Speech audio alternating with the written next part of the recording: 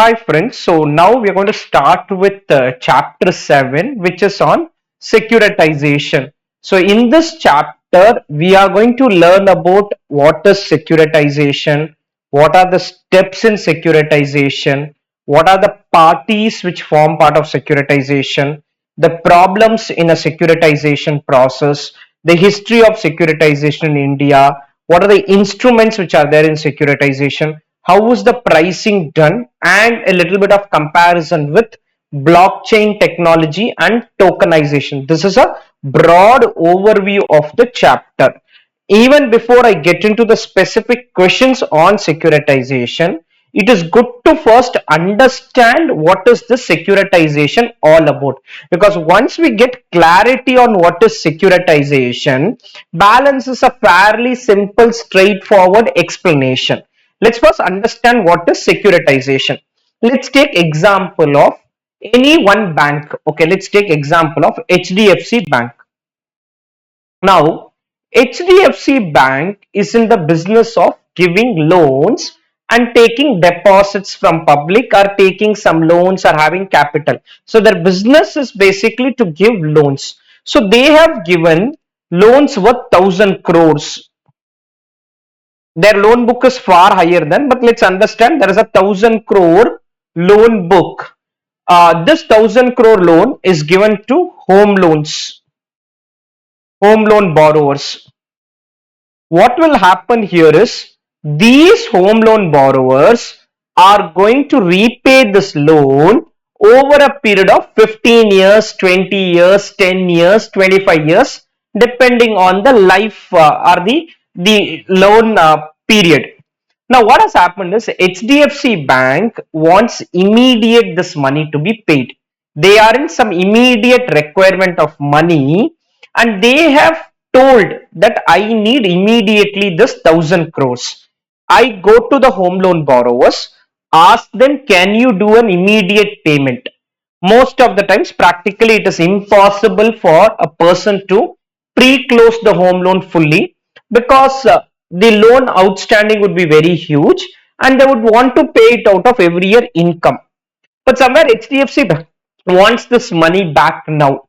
For what purpose? Their plan is to take this money and lend further money. They'll keep lending money only, but somewhere they wanted this money. So in this context, the process of securitization will come into picture, where let's understand the need very clearly.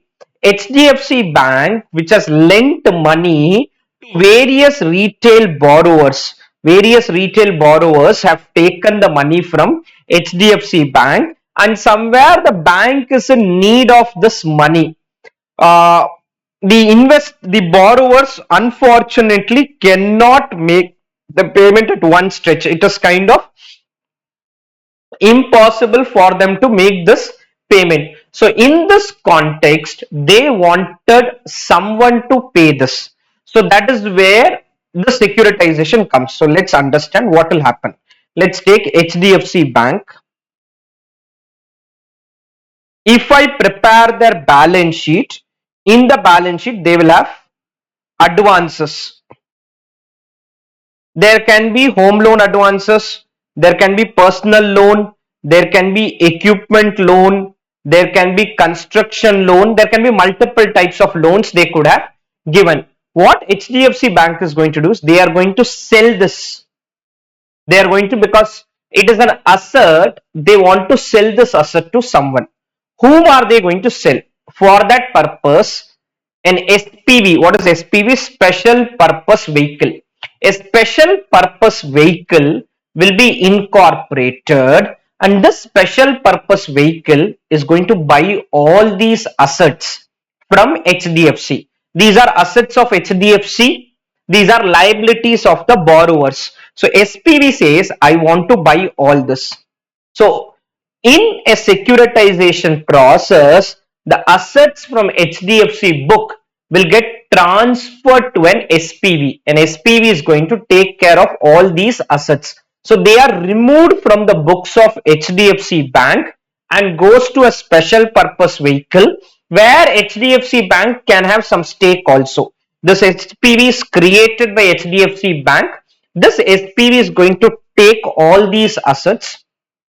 So 1000 crore. Now let's imagine the balance sheet of SPV. This 1000 crore, now SPV has to pay HDFC Bank because SPV has taken these assets. So now the role of the SPV is to pay this amount to HDFC Bank. How will HDFC Bank pay this? Till it is paid, it is a liability in the books of SPV. So what SPV is going to do is it is going to raise capital or investments from various investor. So there is going to be investor who will invest in, and that could be in the form of capital, loans. All these will come to SPV and SPV will pass on this payment to HDFC. This is a simple way of doing a securitization transaction. You have already seen this when I did problem solving area in derivatives called collateralized debt obligation. This is an example of a CDO as well. So in an securitization transaction, I am transferring various assets to an SPV. SPV will have to pay this money to HDFC today. How will they do it? They are going to raise this money from various investors by issuing them something called as pass-through certificates, pay through security, PTC and PTS. What are PTC? What are PTS? We will understand as we proceed. So just to summarize, on day one, HDFC Bank will transfer assets worth rupees 1000 crores SPV. SPV will raise money from investors. Who invest in this? You'll understand later. Some mutual funds can invest, some institutional investors can invest, or some retail investors like us can also invest. SPV will raise money from investors by issuing securities. Point number C, SPV will pay this to HDFC Bank. SPV will pay this to HDFC Bank. So this is what HDFC Bank wanted. They wanted 1000 crores today. They are in immediate need of money.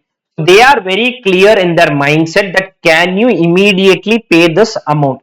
Somewhere it was not possible, and we are making this possible through a process of securitization. In the process of securitization, this 1000 crore became immediately possible.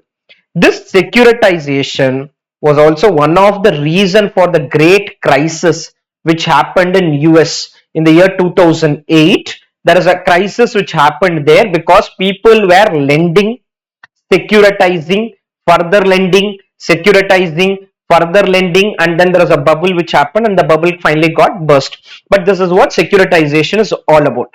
What will happen after this is day one to life. Life is basically life of the loans. SPV will collect money from borrowers. SPV is going to collect because it is now the asset of SPV. They will collect money from the borrowers through an agent. There's an agent called receiving and paying agent. I'll explain all that. So through an agent, they are going to collect this money. Most of the time, the HDFC Bank will act like an agent. They'll act like an agent. They'll collect money.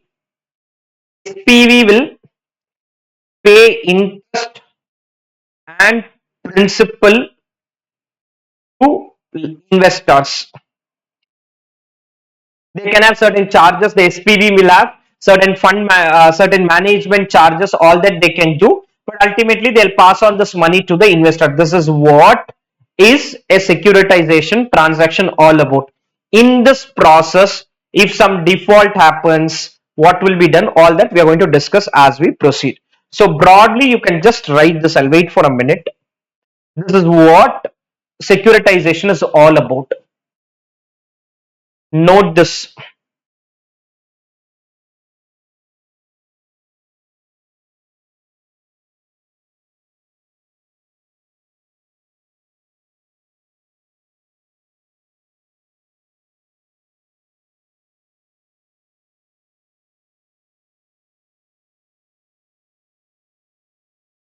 And this is exactly what happened in a CDO or a CBO transaction as well. Collateralized debt obligation, collateralized bond obligation.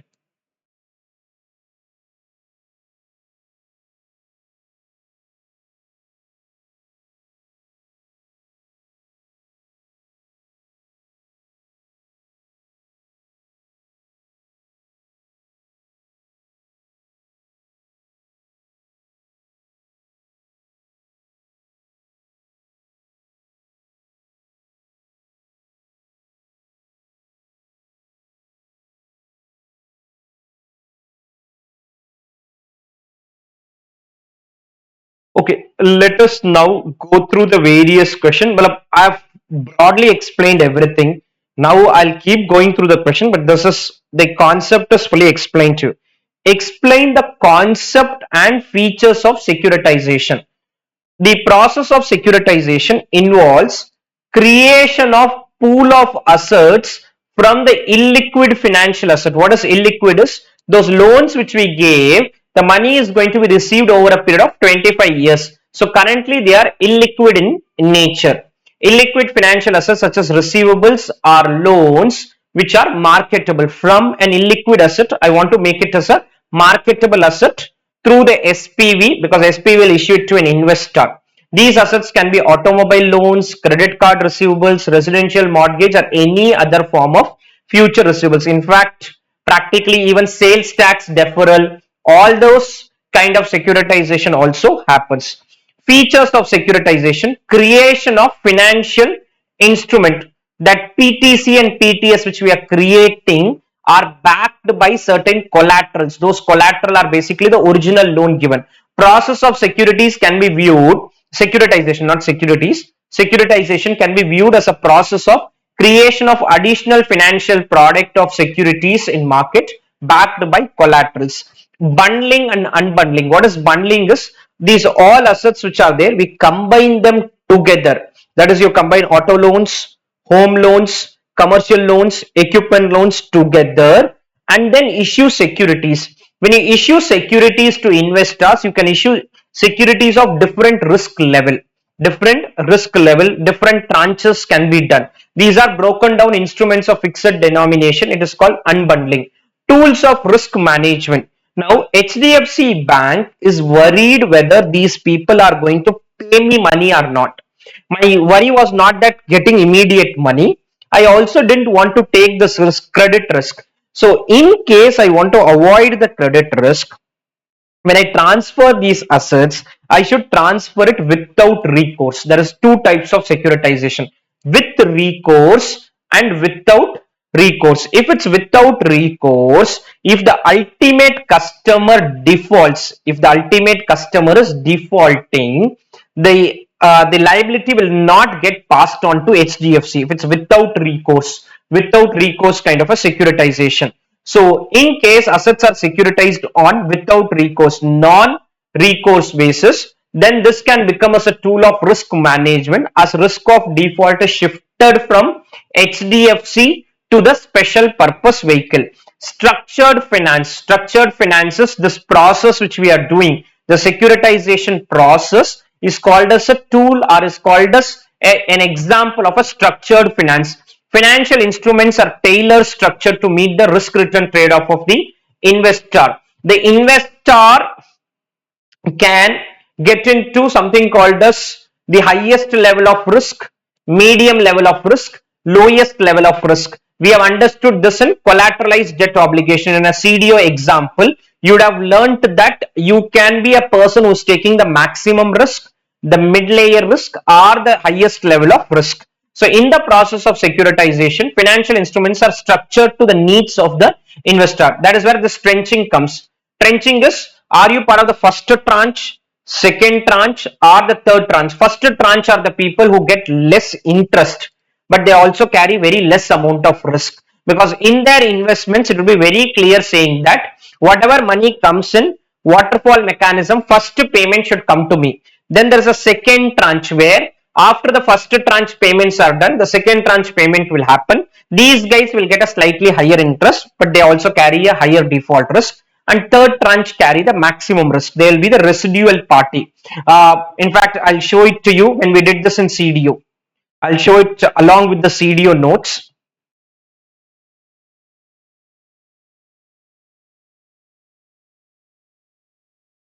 This is what we saw in CDO. There was a CDO part where we have CDO typically pooled together various debt instruments such as bonds, loans, and other fixed income assets to create a portfolio for investors of different tranches. There can be different tranches. There can be a first level of tranche, or a second level of a tranche, or a third level of tranche, and these tranches carry different amount of risk.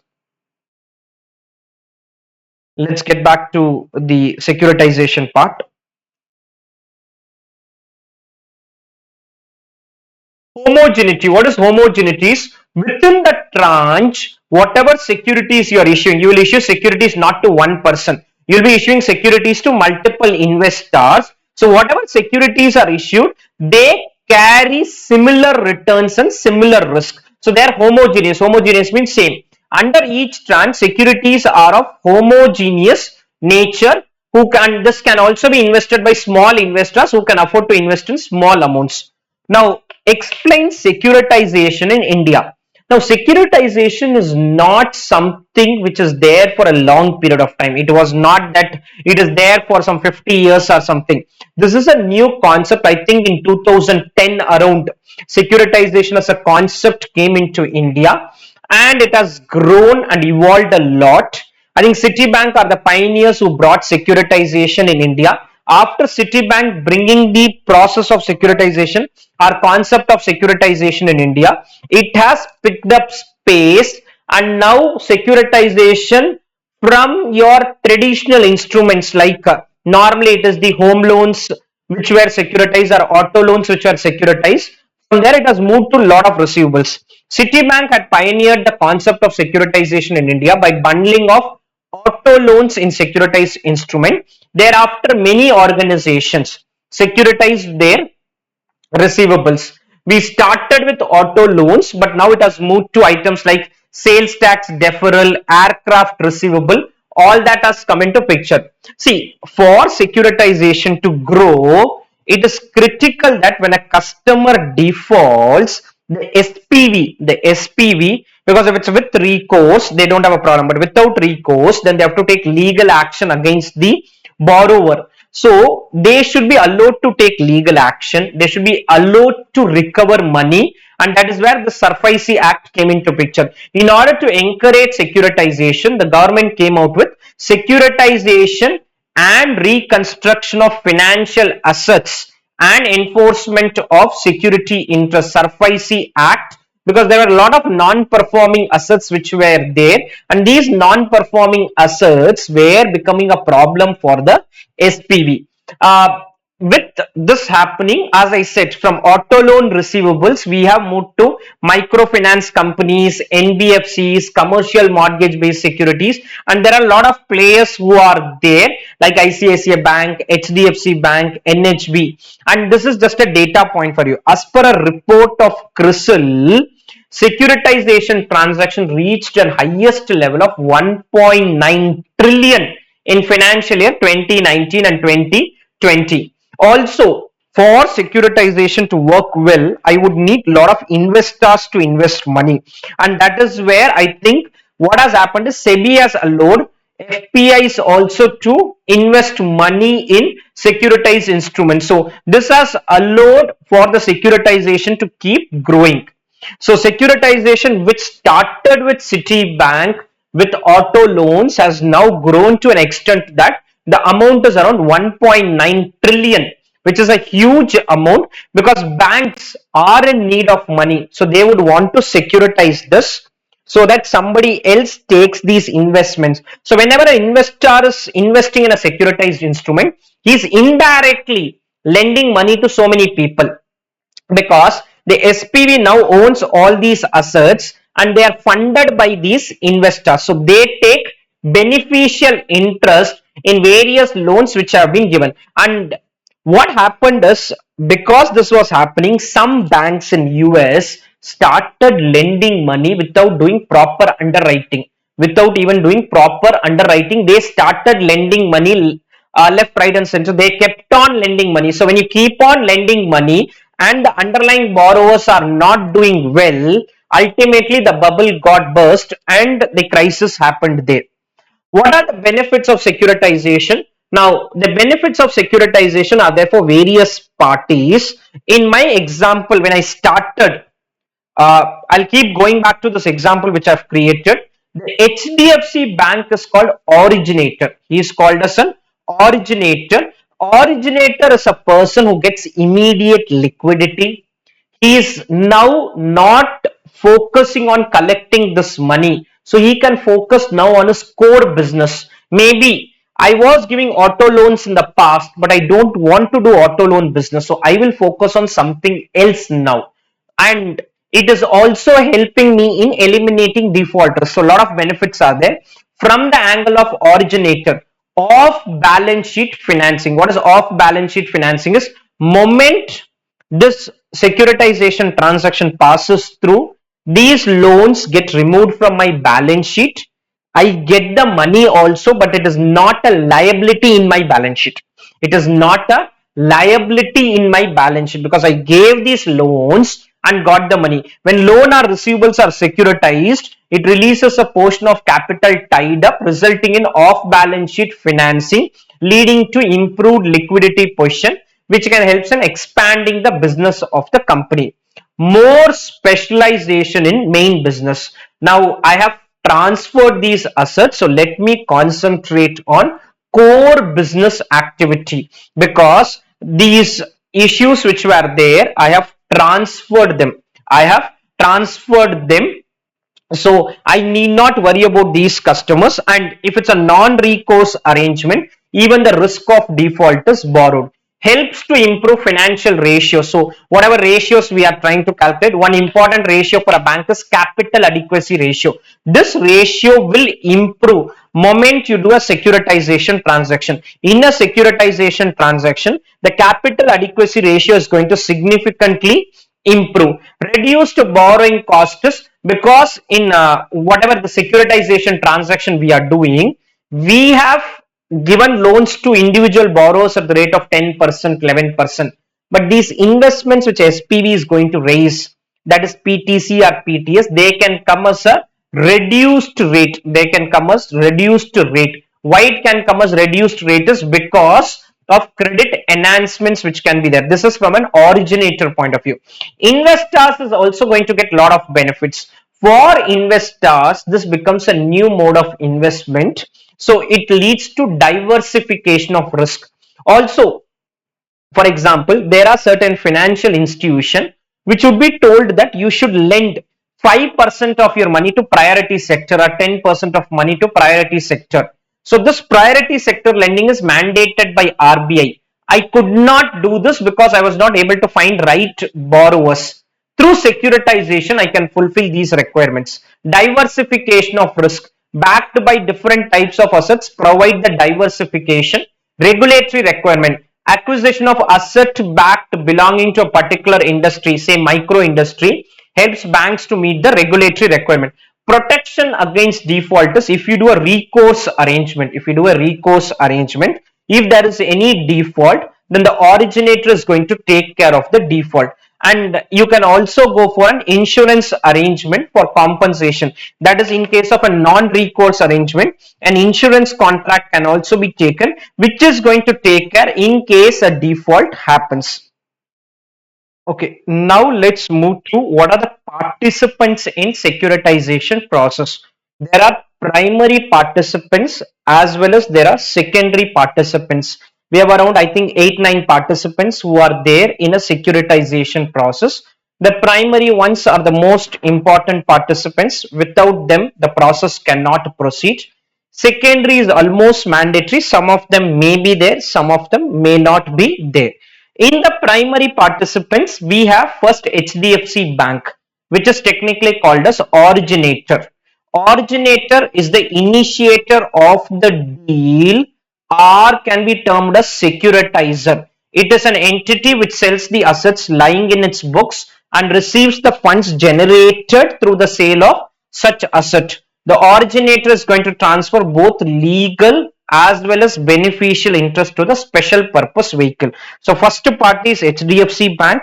Second party is this SPV, whom the assets are transferred. So SPV is going to take care of collecting the money through an agent called RPA agent, but they are becoming the owner of this various assets which are there, and they are going to issue securities to the investor. SPV is created for the purpose of executing the deal. Issuer originator transfer all rights and assets to SPV, which holds the legal rights of these assets. It is created for the purpose of securitization only, can be in the form of a company, firm, society, or a trust. Mostly they follow a trust route. The main objective is to remove the asset from the balance sheet. SPV makes an upfront payment to the originator. How are they going to make this upfront payment? Through the investors. Investors can be multiple people like mutual funds, provident funds, insurance companies, financial institution, retail investors. All these people can become an investor in an SPV. The investor is going to get securities for that. They are called financial securities. We have something called as pass-through certificates, pay-through securities, and we also have something called as stripped securities. So we have multiple types of securities which are allotted. Uh, Next, who are the secondary participants? The secondary participants will almost be there in most of the transaction. Some of them may or may not be there. The first one is obligor. An obligor is basically this initial home loan borrower. An obligor is nothing but that initial home loan borrower. These are the people, their credit worthiness. That is, are they people who are credit worthy? Are they people who are not credit worthy? Will impact the cost of funding and all, because that is going to denote how default risk is there, how much default risk is there in the securitization. So obligor, they are the main source of whole securitization process. They are the parties who own money to the firm, are assets in the balance sheet of the originator. The amount due from the obligor is transferred to SPV, and now they become the asset of the SPV. Their credit standing is of paramount importance. Rating agency is going to take care of credit rating and give a view on how much is the credit risk in the securitization process. Pool of assets rather than the originator will have to be assessed in terms of credit quality. There can be credit enhancement. I said RPA, receiving and paying agent. So a receiving and paying agent job is to collect money from the obligor, take legal action in case the obligor is not making the payment. Also called servicer or administrator. It collects the payment from the obligor, passes it to SPV, follows with the defaulting borrower, takes appropriate legal action.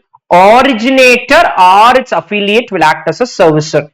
Agent or a trustee. Trustee is basically appointed to check whether the process is happening properly or not. Or the SPV, along with the originator, trying to play around in the process. So they don't want all this risk to happen. So this party, the agent or the trustee is a better word, they are going to ensure that the process happens in the best interest of the investor. Trustees are appointed to oversee that all activities are in true spirit. It takes care of the interest of the investors. Credit enhancer. What is credit enhancer? Is when a credit rating is done. If you feel it is extremely risky, that is the default risk is on the higher side.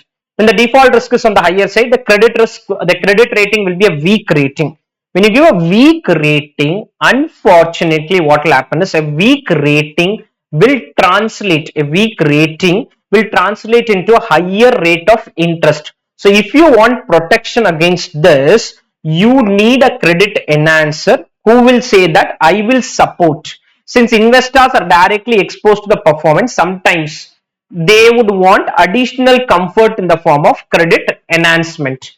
This credit enhancement will help in moving up the credit rating, that will ultimately lead to reduced cost of funding. So credit rating which moves up will ultimately lead to reduced cost of funding. Structurer is a person who structures all these transactions. They can be investment banks or financial institution who helps.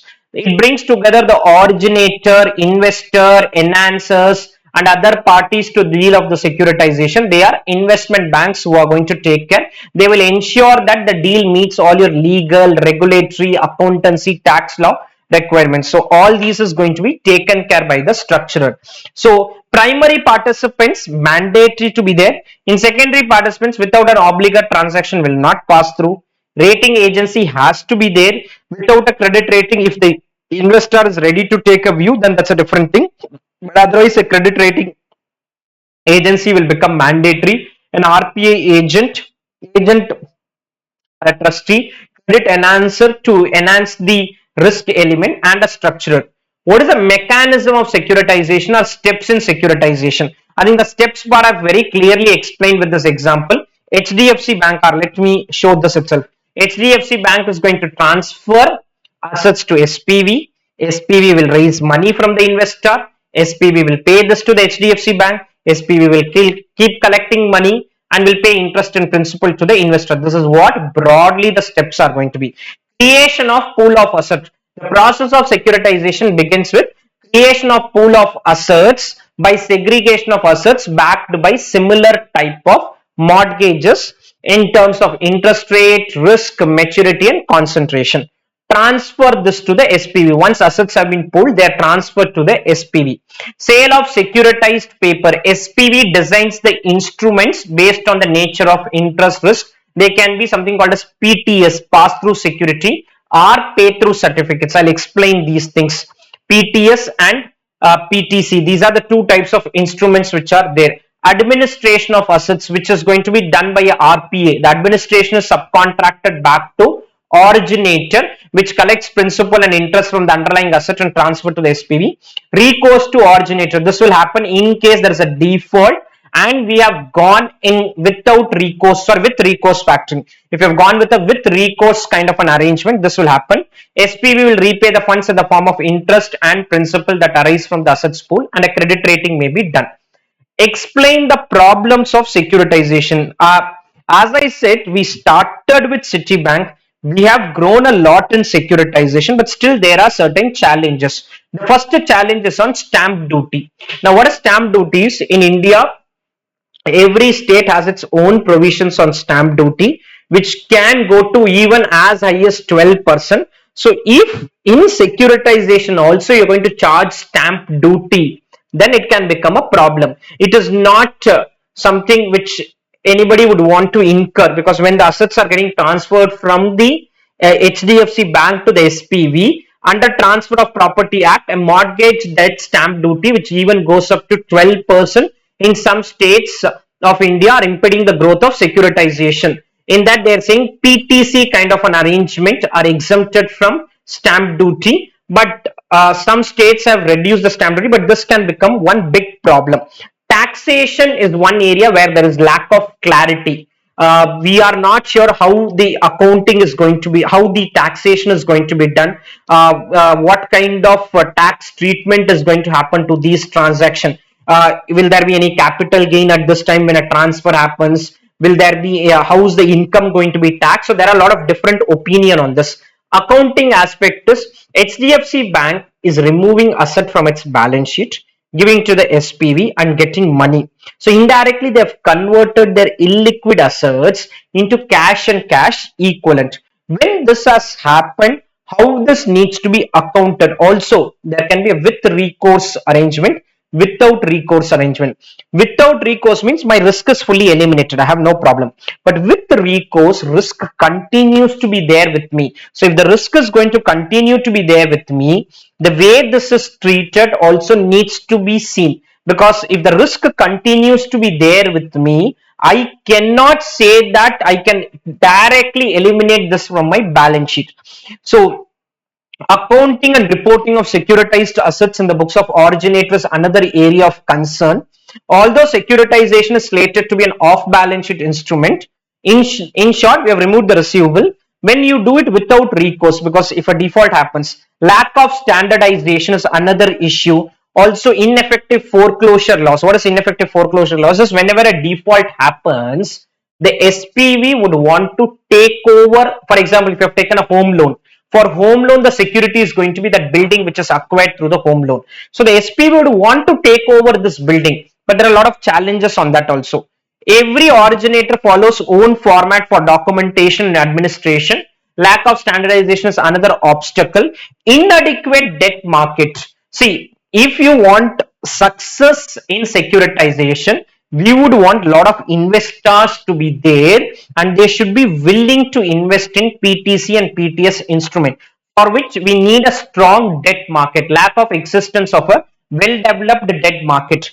Ineffective foreclosure laws. For last many years there are efforts for effective foreclosure, but still foreclosure laws are not that much supportive to the lending institution, because when I'm lending the money, I would want to take over the property, because they find it difficulty in transfer of property in the event of default by the borrower. So all these challenges are there in case of a securitization.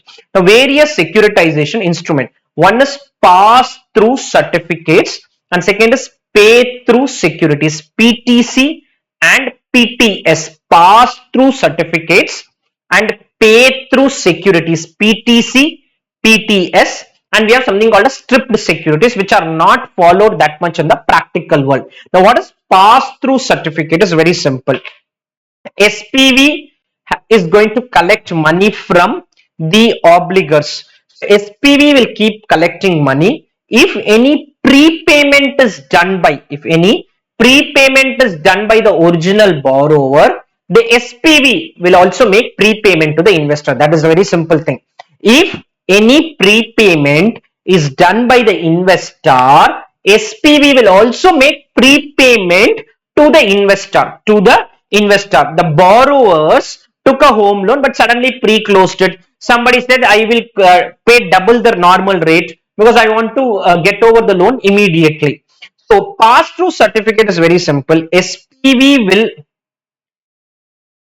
PTC, SPV will transfer everything, interest, principal, prepayment. If any prepayment happens, all this would be transferred. Originator transfers the entire receipt of cash in the form of interest or principal repayment from the assets sold. Thus, these securities represent direct claim of the investor on all the assets that has been securitized. So, all cash flows are transferred. Any prepayment is also proportionately distributed. This is what PTC is all about. Very simple differences on prepayment only.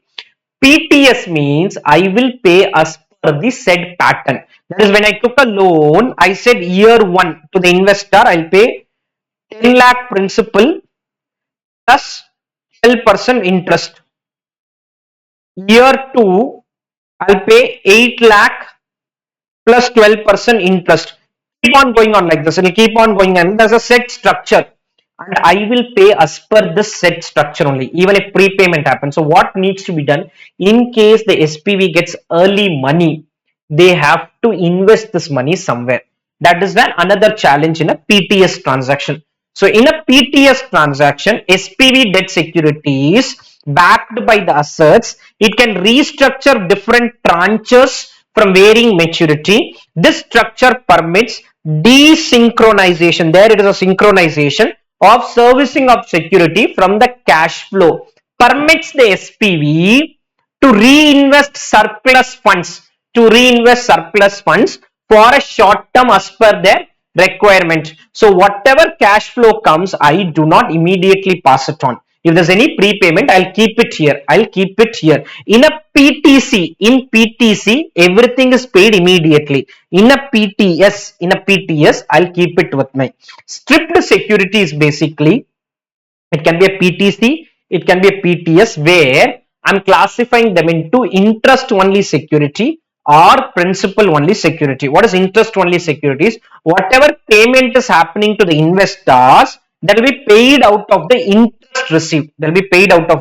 interest received. And in case of principal only, they will be paid out of the principal payment.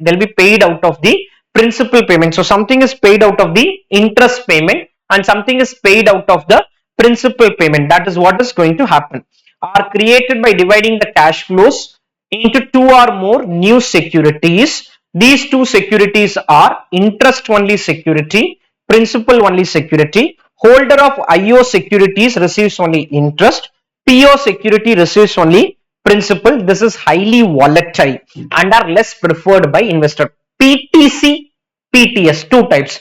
PTC is very simple. Whatever the SPV receives, interest, principal, prepayment, everything transfer.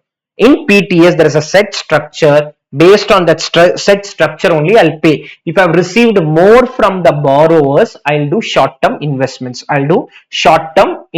That flexibility is there in case of a PTS transaction.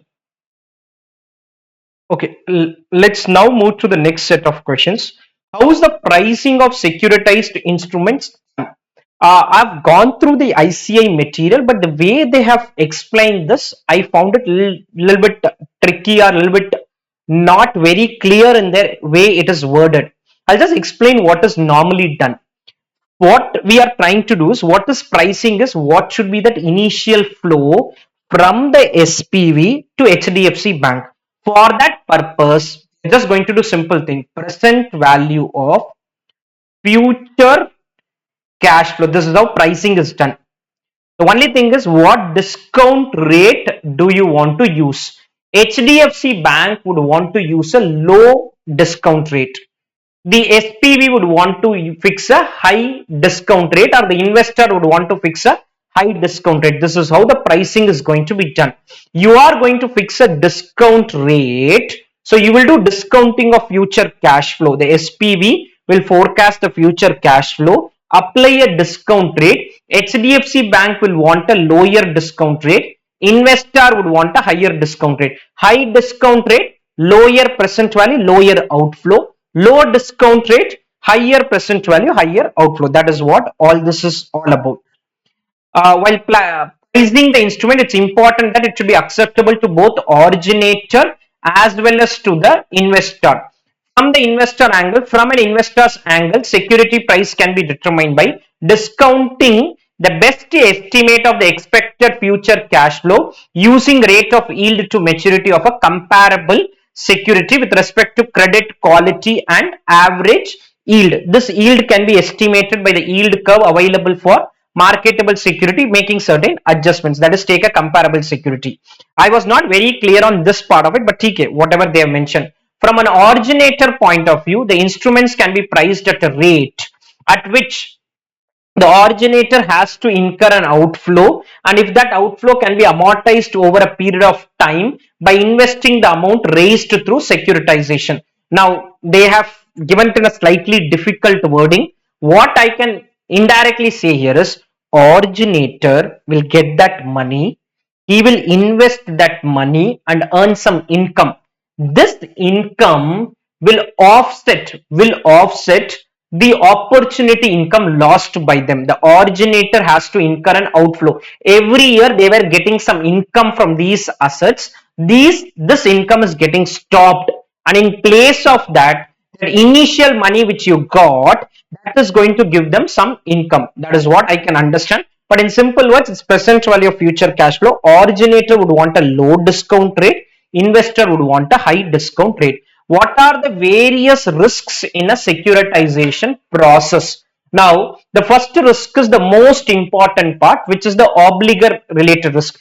Credit risk or counterparty risk. It is the prime risk wherein investors are prone to the risk of bankruptcy and non-performance of the servicer. So, in case the end customer, that is the obligor, you would have understood here that we have different parties to the securitization instrument. Different parties are there. So we have something called as obligor. If the obligor are not making the payment, if the obligor is not making the payment, then what will happen is, it will lead to challenge for the investor. Who is going to collect the money from the obligor? The servicer or the administrator or receiving and paying agent. These people, if they are not able to get the money from the obligors, it is going to lead to a lot of challenges for the investor. Legal risk is, as I said, if a default has happened, in case of default, I would want to take over the property of the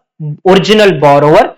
Also, there can be certain dispute regarding the legal ownership of the asset. What is dispute regarding? Is HDFC the owner of that loan or the SPV the owner of the loan? Market related risk. Market related risk is something you have understood in interest rate chapter also. One is prepayment risk. Any prepayment made on the underlying asset will increase the reinvestment risk, and the investors may not be able to reinvest the amount at the same yield.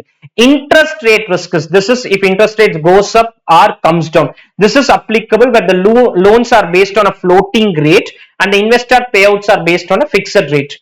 The original loans have been given at a floating rate.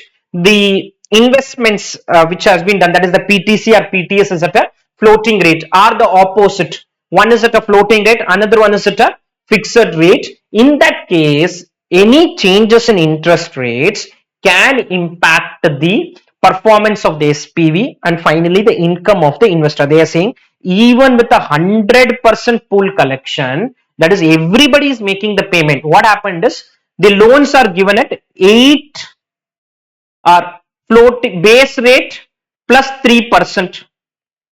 The original loans are given at that rate. The securities are issued at 10%. The base rate was at 10%, 10 plus 3. But if the base rate goes down to 6%, 6 plus 3 is only 9%. 9% is income, 10% is expense. They cannot service this. Macroeconomic risk is if certain industries are going through downturn. For example, if real estate if auto sector is going through downturn and I have lent money on lot of auto receivables, that is, I have funded lot of vehicle loans where the person is going to buy the vehicle and operate it as part of Ola, Uber or as private vehicle. These people are not able to service the loan because their business has gone through a lot of issues. So that can also lead to default. Now, ICI has added this new area in your material, which is on something called as blockchain technology.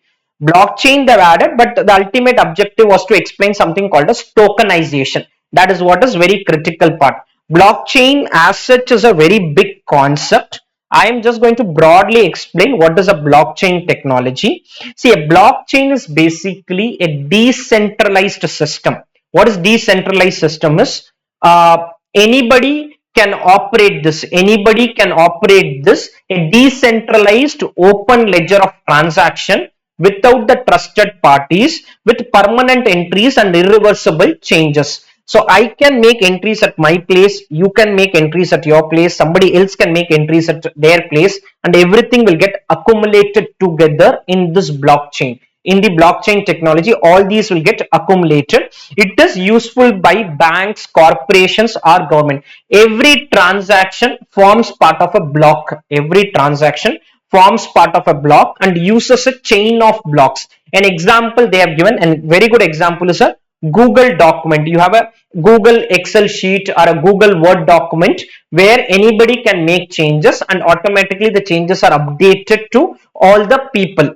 So a blockchain can be used as a chain of block representing digital information stored in a public database. A simple analogy for understanding blockchain is a Google Doc. Google Doc, when we create a document and share it with a group of people, the document is distributed instead of copied. This creates a decentralized distribution chain which gives access to the document at the same time. You can keep making changes. All the document changes are recorded real time, making changes completely transparent. Anybody can make changes at their own place and things will get auto updated. How does a blockchain happen? A transaction has to be there. An example is sending money to someone is initiated. Transaction will get broadcasted via the network. The network has certain tools to validate this transaction. If the transaction is validated, it will be recorded as a block which will be added to the blockchain. Transaction is complete. It is irreversible. You cannot delete all this. Permanent entries and irreversible changes. Applications of blockchain, the material talks about it can be used in financial services because financial services has lots and lots of transactions which are recorded. Automates trade life cycle for financial services, automated transaction of physical and digital assets and property. Healthcare can use it. Blockchain provides secure sharing of data in healthcare industry by increasing the privacy, security and interoperability of the data. So whatever data needs to be recorded and has to be shared among different hospitals, it is possible.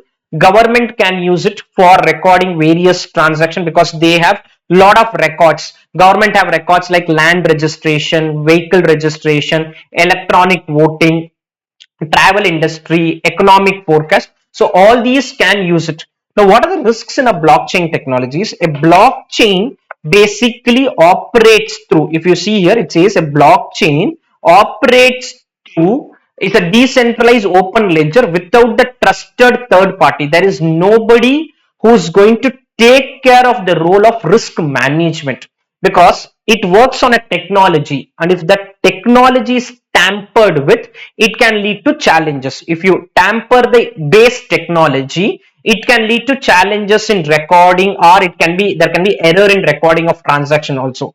With the use of blockchain, organization need to consider risks with a wide perspective, as different members may have different risk appetite or risk tolerance, and there is nobody who's responsible for managing risk.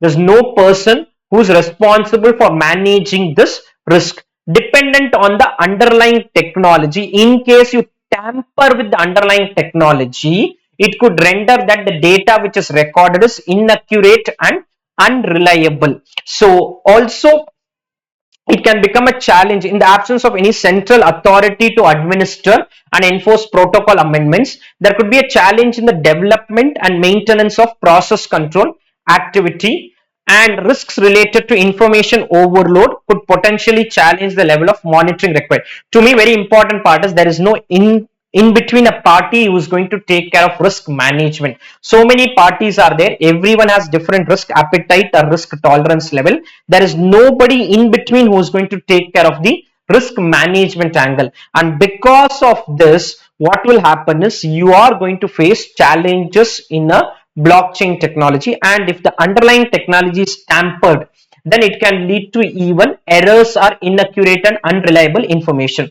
Tokenization, this is what is very critical. I don't see questions coming from blockchain, but tokenization is something which you should be very clear. What is tokenization? Is ability to get fractional ownership. Ability to get fractional ownership. I want to buy a property is worth 500 crores. I don't have the ability, but I want to become a part owner of this. That is possible through tokenization, because you are going to convert that entire property into subparts and issue token for each of them. Tokenization is a process of converting tangible and intangible assets into blockchain tokens. It can be effective in conventional industries like real estate. Both securitization and tokenization inject liquidity in the market for the assets which were otherwise illiquid assets, because securitization was through a different process. This is a different process. Both help investors to diversify their portfolio for managing risks and optimizing. Both are tradable, and both provide opportunities for financial institutions to earn income.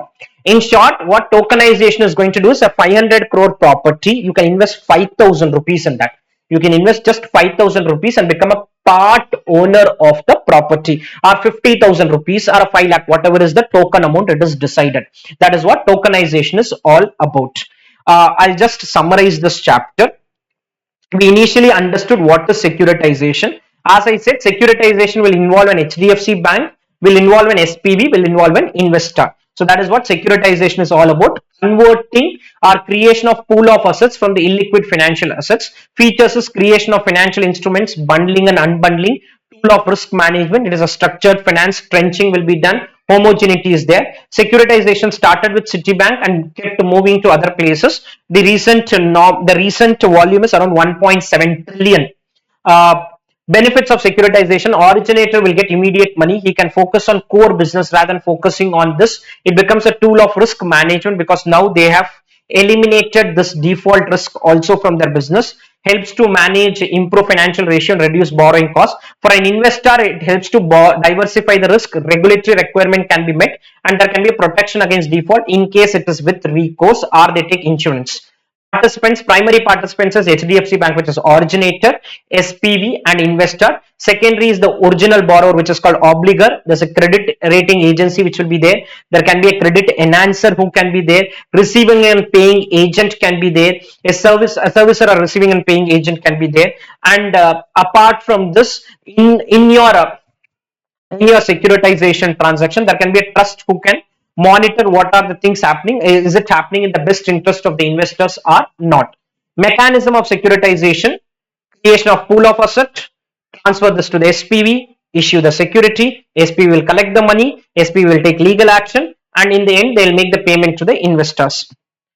Problems in securitization: stamp duty is an issue. There is lack of understanding on accounting, on taxation aspect. Standardization is not there. Ineffective foreclosure loss is there because foreclosure cannot be done properly. Debt market is not developed.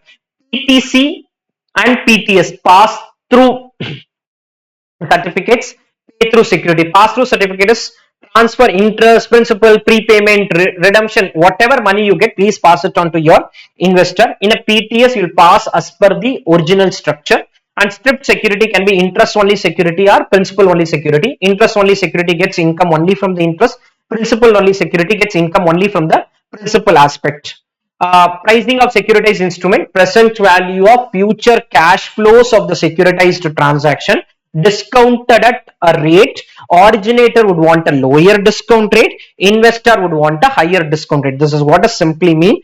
ICI material talks about originator would want to price it in such a manner that in case there is an outflow which is going to happen for the originator, which is going to happen every year, they would want it to be covered. They would want it to be covered by investing this amount through the securitization. An investor would want to, from an investor point of view, the security price can be determined by discounting the best estimate of the future cash flows discounted at this investor's required rate of return. That can be taken from a comparable security and made certain adjustments. Risks in a securitization process: one is the default risk which is there, legal risk which is there, and market related risk. That is, if the industry is going through challenge, macroeconomic risk or prepayment risk or the changes in interest rate. Blockchain technology is basically something which is going to help people to record transactions in a decentralized manner. Once these transactions are recorded, it will get form part of a block and will get added to a blockchain. An example is a Google document. It is used in financial services, in healthcare sector, government can use it. Your economic forecast can be done, travel industry. Risks in a blockchain technology: there is no single person who takes care of the managing the risk. So there is no party who is going to take care of the risk management. So many parties are involved in a blockchain transaction. They will have different risk appetite or different risk tolerance level, because of which the risks may not be managed well. That is one major challenge in a blockchain transaction. Who is going to manage the risk? And also the reliability is dependent on the underlying technology. If the underlying technology is tampered, then it can also lead to challenges because the transactions will become inaccurate and unreliable. The last part is tokenization. Tokenization is the process of converting tangible and intangible assets into blockchain tokens. They will be able to make fractional ownership. It can be effective in conventional industry like real estate, artwork. It can inject liquidity. It can become a new instrument for investor. It can become a new source of income for financial institution. New opportunities of income, diversification and trading, both are tradable, which helps to generate wealth. Thank you, friends. If there are any doubts on this area, you can send me.